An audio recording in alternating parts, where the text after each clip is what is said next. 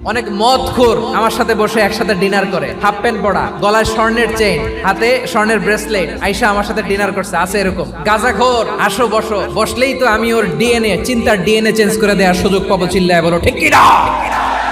আমার অনেক হিন্দু পরিচিত ভাই আছে, ওরা আমাদের ইফতারির প্রোগ্রামে এসে একসাথে ইফতারি করে। বিশ্বনবী ইহুদির বাড়িতে গেলেন, আর আমার মুসলমান ভাই আমার কাফের বলে, এরকম আছে না নাই?